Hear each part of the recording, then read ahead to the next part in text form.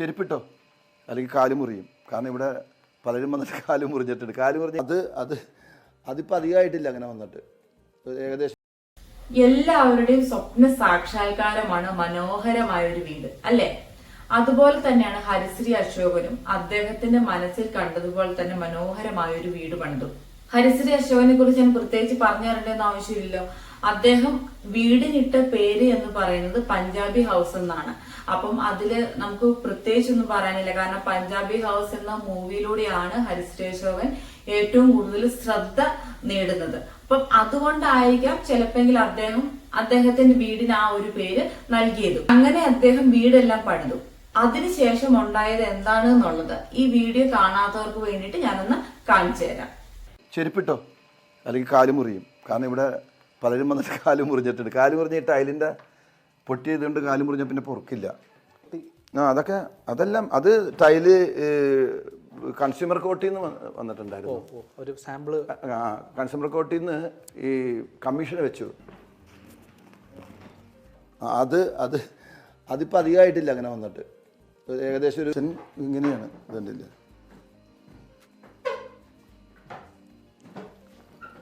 അപ്പൊ കണ്ടില്ലേ, അദ്ദേഹത്തിന്റെ മനസ്സിന് ഇഷ്ടമുള്ള പോലെ പണിതുയർത്തിയ ഒരു വീടാണത്. ആ ഒരു വീടിന്റെ അവസ്ഥ കണ്ടില്ലേ? ചെരുപ്പ് ഊരി അകത്തൂടെ നടക്കാൻ പറ്റാത്ത അവസ്ഥയാണ്. കാരണം എല്ലായിടത്തും ടൈലുകളെല്ലാം പൊട്ടിപ്പൊളിഞ്ഞിരിക്കുകയാണ്. അതിന്റെ ഉള്ളിലൂടെ തന്നെ മണ്ണും ചെളിയും എല്ലാം പുറത്തേക്ക് വരുന്നുണ്ട്. അദ്ദേഹം പറയുന്നുണ്ട്, ഇത് പണിത കോൺട്രാക്ടറെ ഒരുപാട് വട്ടം അദ്ദേഹം വിളിച്ചു. ഓരോ സെഗ്മെന്റിലും, അതായത് ഈ ഒരു ടൈൽ ആദ്യം ഒരു ടൈല് പൊട്ടി, അങ്ങനെ ആ ഒരു ഓരോ സാഹചര്യത്തിലും അദ്ദേഹം ആ കോൺട്രാക്ടറെ വിളിച്ച് അറിയിക്കുന്നുണ്ട്. പക്ഷെ അദ്ദേഹം ഫോൺ എടുത്തു വന്ന് നോക്കാൻ വേണ്ടിയിട്ട് കൂട്ടാക്കിയില്ല. പിന്നെ ഒരുപാട് നാൾ കഴിഞ്ഞതിന് ശേഷമാണ് അദ്ദേഹം വീട്ടിലേക്ക് വരുന്നത്. വന്നതെല്ലാം കണ്ടതിന് ശേഷം അദ്ദേഹം എന്താണ് പറഞ്ഞത്? ഞാൻ ശരിയാക്കി തരാം, പക്ഷെ നിങ്ങൾ ഈ ഒരു മെറ്റീരിയലിന്റെ എല്ലാം ക്യാഷ് തരണം എന്നുള്ളത് പറഞ്ഞു. രാത്രി വീട്ടിലെല്ലാവരും കിടന്ന് ഉറങ്ങുന്ന സമയത്ത് പടക്കം പൊട്ടുന്ന പോലെ ഒരു ശബ്ദം. എല്ലാവരും പേടിച്ചു ഉണർന്നു. നേരെ മേളിൽ ചെന്ന് നോക്കുമ്പോൾ കാണുന്നത് മേളിലെ ഫ്ലോറിൽ ഒരു ടൈല്, ഗ്രൗണ്ട് ഫ്ലോറിലെ ടൈല് ഇങ്ങനെ ഗ്രൗണ്ടിൽ പൊട്ടി ഇങ്ങനെ പൊങ്ങി നിൽക്കുകയാണ്. അപ്പോൾ നമുക്ക് എനിക്കൊന്ന് മാസങ്ങൾ കഴിഞ്ഞിട്ടാണ് ഇയാൾ വന്നത്. അപ്പോഴേക്കും വേറെ ടൈലുകൾ പൊങ്ങാൻ തുടങ്ങി. അപ്പോൾ അദ്ദേഹം പറഞ്ഞു, ഇത് ശരിയാക്കാൻ പറഞ്ഞു. അന്ന് ശരിയാക്കിക്കുമെന്ന് പറഞ്ഞു.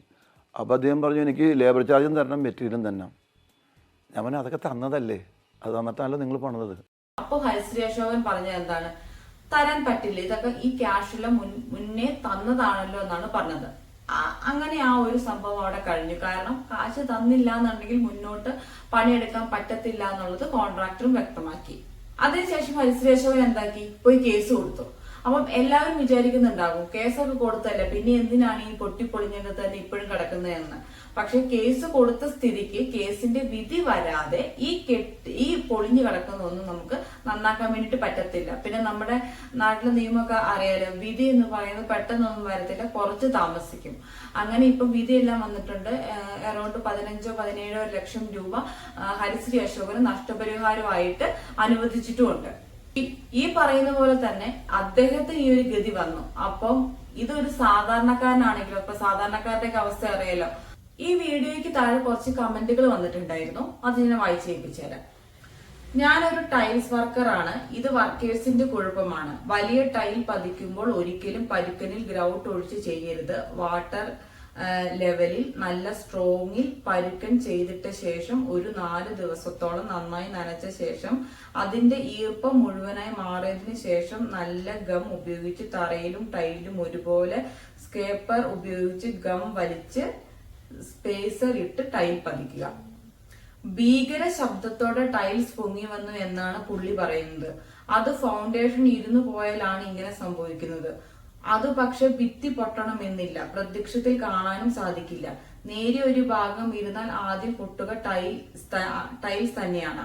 ടൈൽസ് ഇട്ടതാണ് കുഴപ്പമെങ്കിൽ ഭീകര ശബ്ദത്തോടെ ഇത് പൊന്തി വരില്ല, പതിയെ പൊള്ളയായ ശബ്ദം മാത്രമാണ് ഉണ്ടാകുക. ഫൗണ്ടേഷൻ ഇരുന്നു പോയതാണെങ്കിൽ ഫസ്റ്റ് ഫ്ലോർ ടൈൽ പൊട്ടുന്നത് എങ്ങനെ ഒരു സംശയമാണ്. അതുകൂടി പൊട്ടും. മൊത്തമാണ് ഡിസ്പ്ലേസ്മെന്റ് സംഭവിക്കുന്നത്. ചില ഫാക്ടറി ഗോഡൌൺ സന്ദർശിച്ചാൽ മനസ്സിലാകും. 16 വീൽ വണ്ടി പില്ലർ അരികിൽ വന്നാൽ ഫസ്റ്റ് ഫ്ലോർ ടൈൽ പൊട്ടും. എന്താണ് ഹരിശ്രീ അശോകന്റെ വീട്ടിൽ പതിച്ച ടൈലുകൾ പൊട്ടാനുള്ള റീസൺ എന്നാണ് ഈ കമന്റ് ബോക്സിലൂടെ കുറെ ആളുകൾ പറയുന്നത്. പലർക്കും വ്യക്തമല്ല എന്താ കാരണം എന്ന്. പലരും പറയുന്നു ടൈല് പതിച്ചതിന്റെ കുഴപ്പമാണ്, മറ്റു പലരും പറയുന്നു ഫൗണ്ടേഷന്റെ കുഴപ്പമാണ്. എന്താണ് കറക്റ്റ് കുഴപ്പം എന്നുള്ളത് എനിക്കും പിടികിട്ടിയിട്ടില്ല.